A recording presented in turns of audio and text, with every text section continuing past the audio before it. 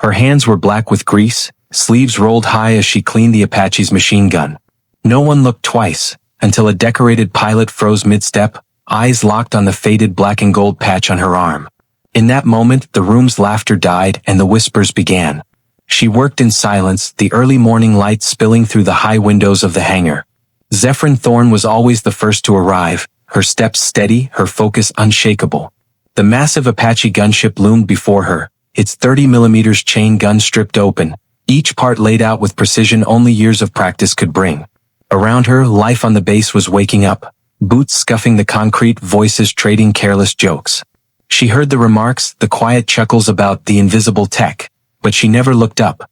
Invisible was exactly what she wanted to be. Months here had taught her how to fade into the background, but long before that, years in another life had taught her how to survive. Once, she had worn a uniform with a name few dared to speak aloud. Once, she had led missions that never made the news, where silence was life and hesitation was death. Once, she had been part of Eagle Talon, a unit that officially didn't exist.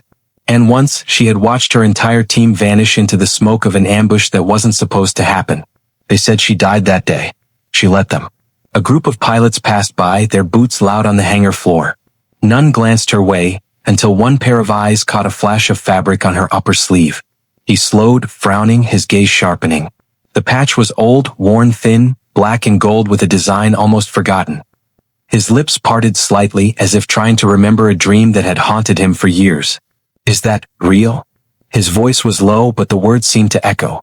Zephyrin kept working, her hands steady. She gave the smallest nod. The pilot's face shifted from disbelief to something else, respect, edged with fear. He didn't press for details. He just stepped back, his posture unconsciously straightening. Within an hour, whispers began to move through the hangar. Higher ranks drifted in, glancing her way, their conversations clipped and careful. Some men saluted without even realizing why. Captain Reeve Calloway, her commanding officer, had never shown her more than impatience. Now he lingered at a distance, watching the quiet figure who had somehow changed the air in the room without a single word. By midday, a colonel she had never met stepped into the hangar. His gaze went straight to her sleeve. After a moment's stillness, he approached, his voice low but carrying. Lieutenant Colonel Thorne. The Pentagon confirms your identity. A hush fell. Tools stilled. Even the noise from outside seemed to fade. He recited her record, the mission sealed by presidential order, the awards hidden from public record, the survival that defied official reports. Every word carved deeper into the stunned silence. When he asked why she was here, she finally looked him in the eye. Because dead women aren't asked questions, she said. And I needed the quiet, until I found the one who betrayed my team. Her words moved like a spark through dry grass. What she revealed next was heavier than any metal.